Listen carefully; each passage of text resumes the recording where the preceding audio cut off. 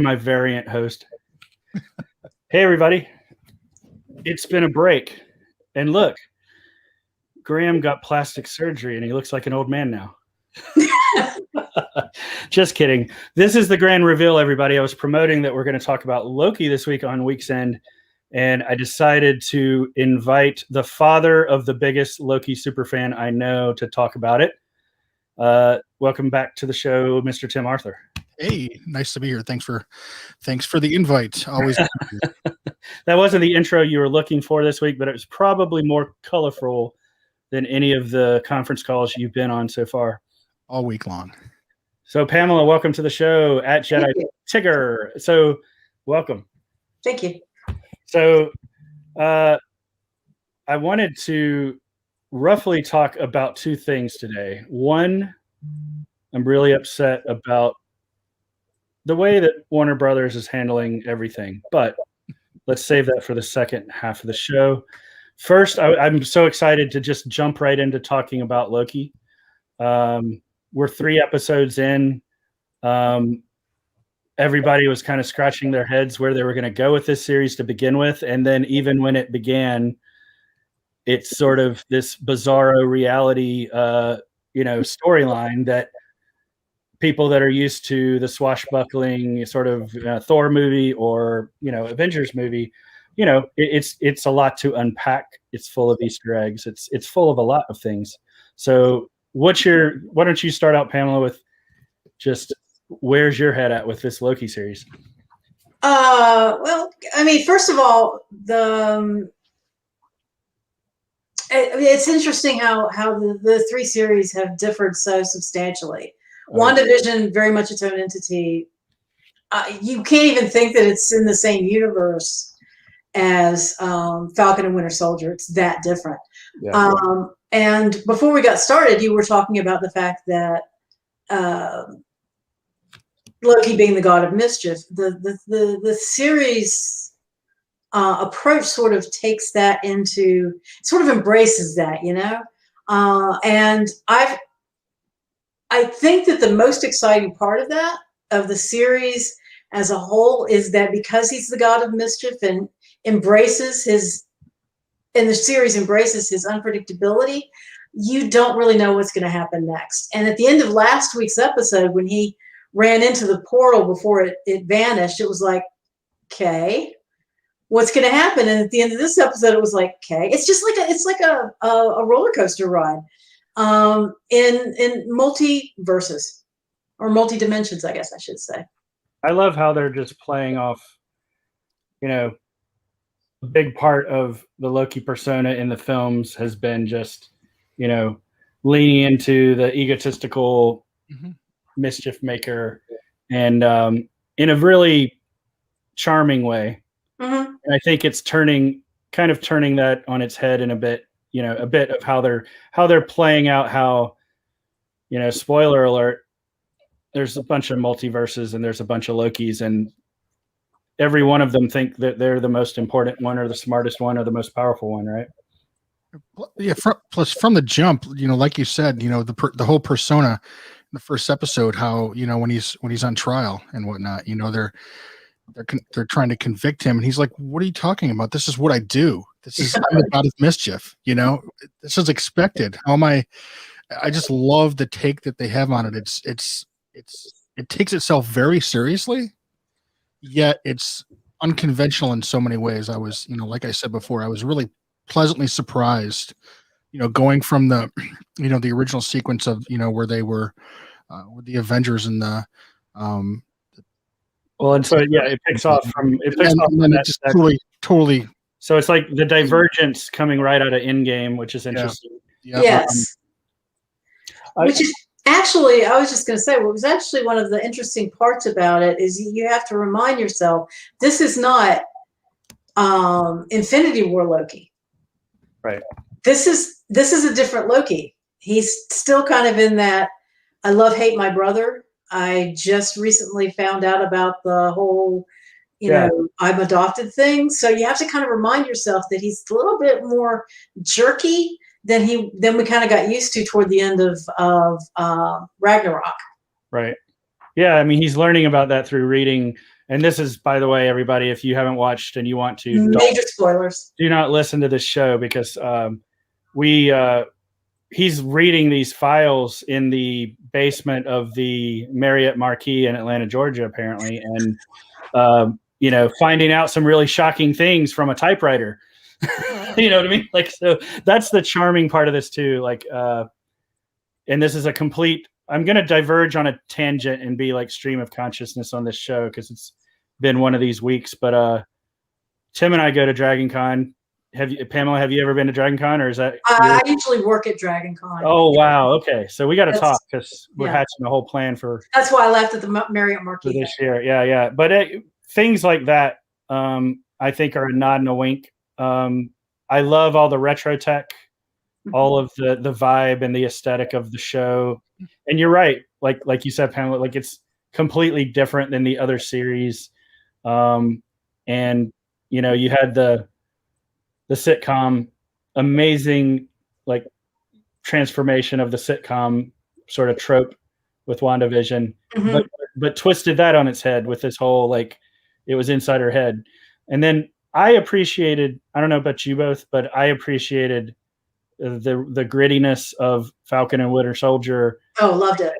I really like Winter Soldier. The movie is one of my favorites of the whole series. Same. Yep. I just rewatched it a couple of times. I know, right? I've watched it like 15 times at least. I told my daughter that the other day. I said, that's my favorite, probably my favorite Marvel movie. And she was like, "Are you kidding?" I said, "No, I just love it." It's so good. It is.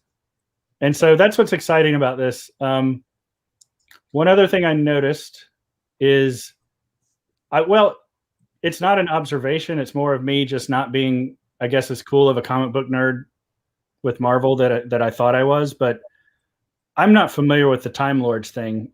So both of you are comic book nerds too. Are either of you briefed on like, is the Time Lords thing a construct for this show, or is it a legit throwback to some other series? I don't know. So I guess we need a caller to I know the reference, but I'm not sure how deep it goes in the universe. Once you start getting celestial, things get a little confusing for me. Well, there seems like there's a lot of those, right? You have the Watchers. So this isn't the Watchers though. So, and they kind of hinted at the Watchers in the Avengers films, right? Yeah, and they're going to hint more about that in the Eternals, I think. Yeah, exactly. So there's this whole other, like you said, celestial realm of beings and this whole other layer to the MCU that I'm not familiar with this one. I'm okay if it's totally for this show. It seems the question mark for me, I don't know about you two, is that I can't tell if it's real or not. And spoiler alert, in episode 3, we kind of get a hint that it's all a facade. And it doesn't feel like a cheap thing yet. It has the danger of becoming, a cheap thing, because it's revealed in the 3rd episode that all of the TVA employees are essentially brainwashed people from different timelines from different places, which is a big reveal for episode 3. And then where are you going to go with that, right? So I believe the new Thor movie's in production though, right? I think it's in post-production. I think they just wrapped. I think that picture of wasn't to Ty. What, say his name for me, because I butcher it every time it comes out of my mouth. Taika. Yes, Taika. When they did the photo with Hemsworth flexing, like looking like he was bigger than Lou Ferrigno, I think that was the Wrap Day photo. I knew they either were in production or, like you said, they wrapped now. But it's interesting though, because this was one of the Disney Plus launch titles, Loki. Yeah, it was. And Disney Plus has been around for more than a year, and we've had all these great series, WandaVision and Falcon and Winter Soldier come on, but this was kind of, I don't think pushed off. I think they just worked on it that long, and we're benefiting from that. But it's going to be interesting to see how does that tie in, if at all, to the new Thor film, and if there's a bridge. I'm more interested to see how much all of this ties into the upcoming Doc Strange movie. Yeah, I think that's because to me, I think that's what the whole TVA thing is setting up, is because you remember the title of it. I think it's setting up all the multiverses that we're going to have here, and we're going to have in Spider-Man, and maybe the Thor movie. Who knows? But they don't play their hands short. They like the long game. It makes me wonder if it really is bizarre how layered the whole MCU is becoming. Like they're not tripping on each other yet, but when I hear a title like it's like Manic Multiverse or something, right? The subtitle of the Doctor Strange movie.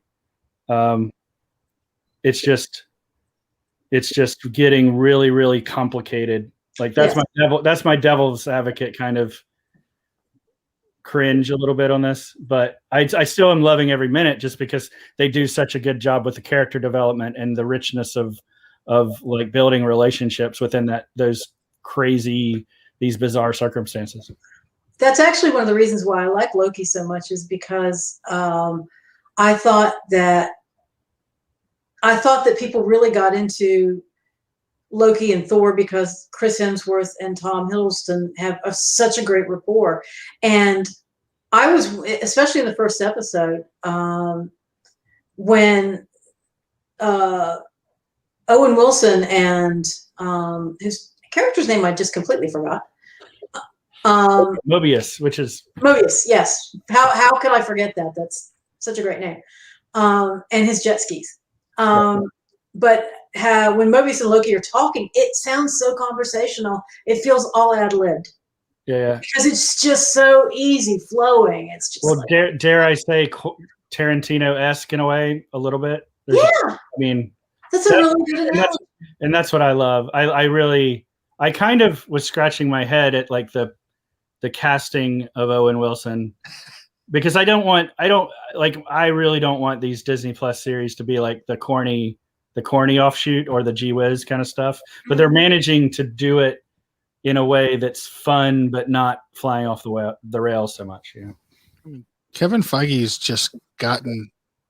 he's just done so well with the way that they've put this roadmap together, and how they flesh these series out, because each one, we keep going back to this topic of how different each series is, yet so satisfying. So it's incredibly impressive, and absolutely, Ryan, you don't want this, we have such high expectations now of these series, right? How are they going to continue? And there's ample room for us nerds that have read some of the books or all of the books or even the obscure stuff to really get into it, while I'm amazed at how many like non-fans are getting into it. Like I saw so many of my Twitter followers, like I'm a marketer by day. And so I'm immersed in the marketing Twitter world most of the time. And so I was amazed at the commentary of like people who had never even watched the Avengers movies, who were like, they're watching this, really getting into WandaVision, so there was like, it was explaining her reaction in the context of the MCU and the events of it. And yet it stood by itself as like an examination of depression or suicide or losing a family member. So it works on both levels, which is just brilliant. And this, I'm going to probably tangentially take us in a little bit of a different direction momentarily, and that's one of the things I think Disney does so well. Disney gets a lot of criticism for being this huge conglomerate of brands and whatnot. And when they took Marvel, and acquired Marvel and whatnot, and the same with Lucasfilm, when they took those brands into their camp, there was a lot of criticism. A lot of fans were revolting and not, but I had optimism there. And I think we had the conversation long ago, Ryan, about when Lucas, kind of gave up Star Wars franchise to Disney. I think if you were to put that in anybody else's hands, it would be a mistake. If there's any company that knows what to do with a solid brand and property, it's Disney. Yeah. And the same with Marvel. Well, it's arguable. I would say they're not doing the best job with everything. They're doing a good job with they stumble some. They're like if we could look at it through a completely different lens with Star Wars. Sure, absolutely. And that's a different kind of fan base too, which affects. But my point being, Ryan, you're talking about bringing fans in that weren't. Oh, right. With no exposure to Loki, right? And that's a great point. Now you've got Star Wars fans because they've brought that into the whole. universe. That's a deep point, because when you think about media empires and longevity, Marvel can keep going for decades with this formula, whereas Star Wars ain't bringing in they aren't bringing in new fans. Like they're pissing off the old ones. That's my hot short take. Yeah, it's a pretty hot short take, especially considering we didn't really want to go down that road. But I would say that while they've had some struggles at the plate, I think that the Mandalorian was a solid. The first season was a solid. You're totally right. Double, and the second season was a walk off. It was. I'm the one doing baseball analogies. We all know I'm a football fan. Yeah. But anyways, I think so. I would say though that I would argue that there's a big difference with this when you look at franchises. Is you can argue that like WB is screwing up when it comes to not having the cohesion between TV, books, and movies. Absolutely. Right? And Star Wars has got the same problem, I think. Absolutely. Whereas Marvel has figured that out. They know I don't know how, but there is very tight symmetry that all makes sense. And I would point out that the showrunner, or at least the executive producer of The Mandalorian, who's brought so much success, is the same guy that kicked off the MCU so successfully. Right. Who is Jon Favreau. No, you're right. And I think he's the reason he's onto something with that too is he didn't do it in what I'll call the Abrams way. He really has found the core of what the fans new or old appreciate, and then decided he's just going to tell new stories with that, which I think is all anybody could hope for, right? And I think that DC hasn't done it successfully, except for, remarkably enough, Shazam. I think Shazam was everything that we wanted it to be. Okay. And I would preface this with the fact that I am a diehard Batman fan who loves the Nolan series, but also really liked, Ben Affleck's take on it. But anyways, they feels like they have forgotten the joy of the universes that they're working in. They want to make them all too dark and gritty and realistic. And I'm like, man, you can do that with some success, especially if you're dealing with psychopaths like the Joker. But you don't have to like put Superman in a black costume. Yeah, true. And I think the last thing I would say about that symmetry problem is just there's too much pressure, I think, for creators to reliably deliver in the film like layer of these universes, because it's just there's the corporate entities can't help themselves, and then things end up going the wrong way, because and so let's use this to transition to Batman. We've talked about the Snyderverse on this show. We've talked about Suicide Squad.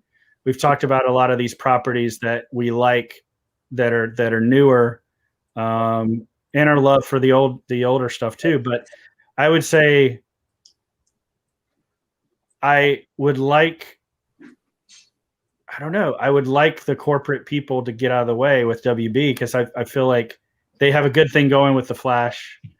They have a good thing going with even some of the smaller properties. They have really, really passionate cult followings, and they've turned into really good shows. Like this new Superman and Lois is like a surprise hit. Nobody saw it coming, and it is different, but everybody's like, it's okay that it's different. Mm-hmm. What's your take on so here's where I'm going to position this first. And I wore my Nolan era hat because it's just looks like a whatever. But today was supposed to be the original release date of the Batman film. I've given some hot takes on this that I'm not even excited about the movie to begin with, and it's painful, really painful for me to say that because I'm such a Batman fan. Like I've been drawing Batman art, since I could hold a pencil. Here's a fun fact. This is something that I can laugh about now, but it's very painful episode of my college years, is that I applied to the NC State School of Design with a art portfolio that included many pieces of comic book art. And they said, this is really great, but you realize this is an architecture school, right? So that's my funny haha. But anyhow, my point is, let's start with, were you excited about this new film? Are you still excited? Are you okay with waiting? I'm just upset they won't just give it to us already, because it's like a wasted effort at this point. But let's go with you, Pamela. What's your take on the Batman? Well, I first of all have to be just completely amused because I'm hearing "Where is the Batman" in Jack Nicholson's voice. Yes, exactly. He's at home watching things. What's the phrase? Do you dance with the devil? We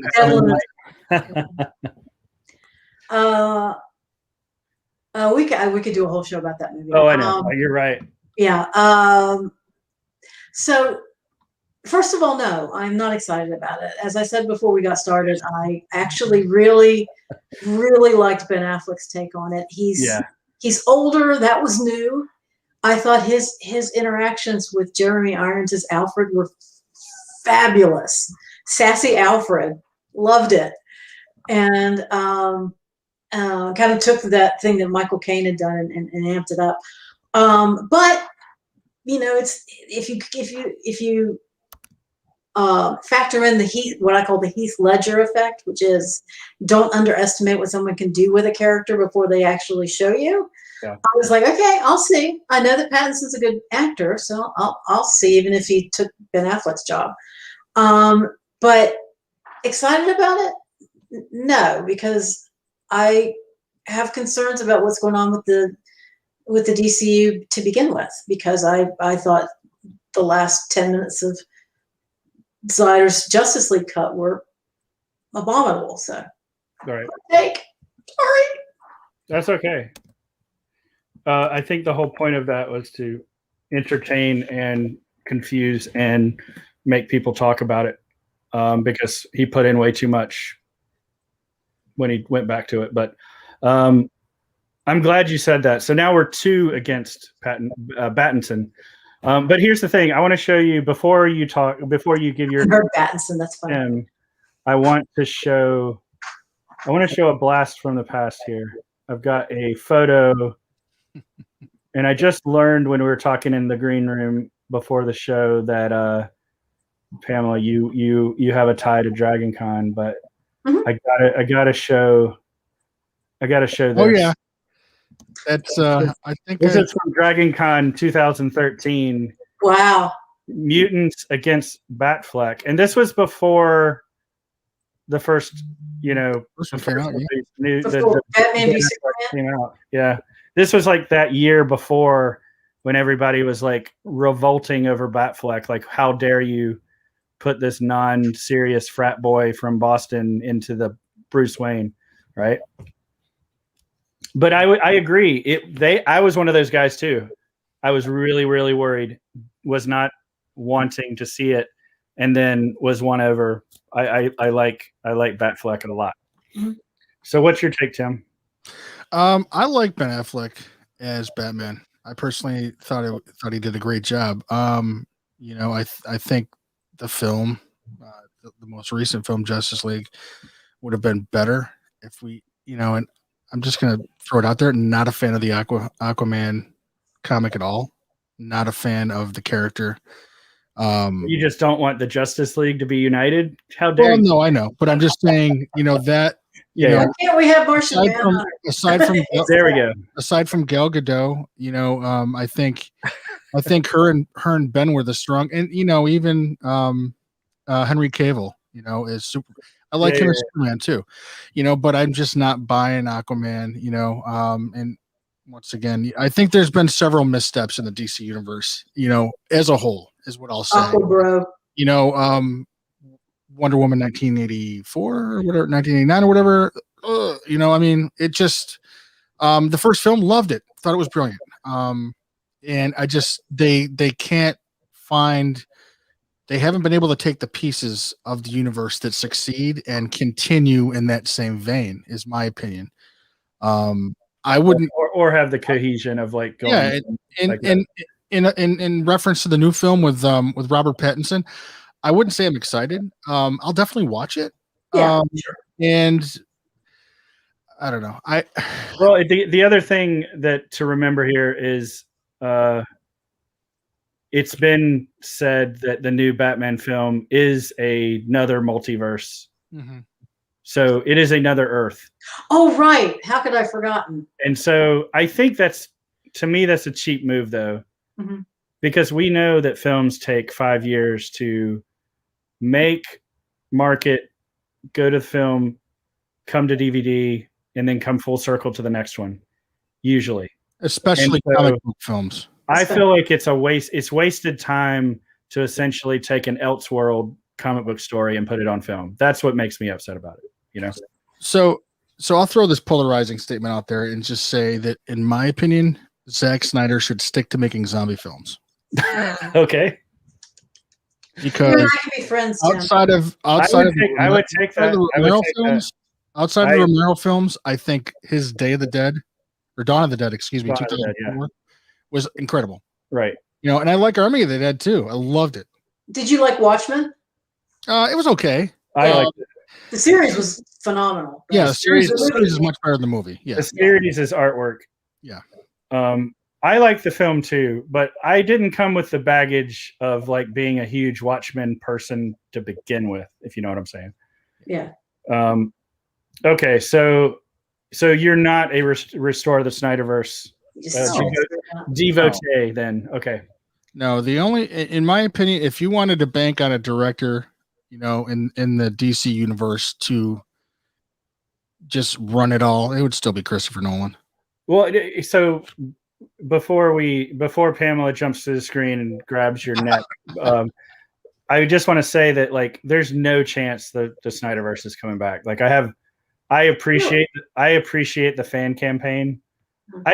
My hot take is, and I'm one of those people, I like the Snyderverse. I like it all. But I just don't think there's any, like on this Earth, on Earth Prime, I think there's no way Ray Fisher's getting rehired. I think there's no way, like, and Affleck had a Batman script ready to go, right? He was going to direct it, wasn't he? Yeah. So that's how insane the WB management is, right? So, and every fan is at least saying they would go see that versus they didn't ask for this other one. Yeah. So I just think it's unfortunate, right? Yes. So we'll see. We'll see. I think they managed surprisingly well to cast the big three with Henry Cavill and Gal Gadot and I mean, I was like, finally we have the Trinity that we could actually have a Trinity story that's not the origin story. Correct. Right? I'm so tired of us hearing. So that's my other hot or just cranky Gen X take is like, I don't need another Spider-Man origin story. I don't need another Batman origin story. I don't need any of that. Mm-mm. And neither do the kids that are reading the comics either. Like think about if you read Batman now, they've moved so far past. Like it's actually interesting again, and and Bruce Wayne, spoiler alert, it's not even Batman anymore. So it's like it's really. And I would have never thought that I would actually accept that. You know what I mean? So one last thing, let's throw this in there. All right. Into the Spider-Verse is an outstanding origin story. You are correct. Love it. Yes. Love it. Yes. That and I do want more of that. And I appreciate that he's the star of the new, the open world game. It makes me actually want to play a Spider-Man game again after being burned on like 3 bad ones. So let's wrap the show here in the last 5 minutes of a couple of lightning round things. So I know we didn't talk about we touched on our mutual admiration society for Grogu, of which I'm the charting founder nut job. I wanted to show everybody that I got a new toy, and it is Bop it to start. It is a Bop It. High score 53. High score 53. Twist it. Pull it. Bop it. Bop it. Bop it. Twist it. Oh, that's disturbing. Okay, it's very disturbing. So I'm gonna lose, so he'll stop talking. Score 7. But the high score is 53 now, which is it makes you question Bop it to the start. people that live in my household. So that's my weird thing of the week. What do you got that's weird in your household, Tim? Weird. I wouldn't say. Well, it doesn't have to be weird. Just anything that you're sort of nerding out about this week. Well, I'm a big fan of martial arts and kung fu movies, and Marvel has just dropped a new trailer. Well, yeah. Yeah, Shang-Chi in the 10. So the big talk is about the Abomination being showcased in the new trailer, right? Yeah. Which I'm not sure what that means either, but okay.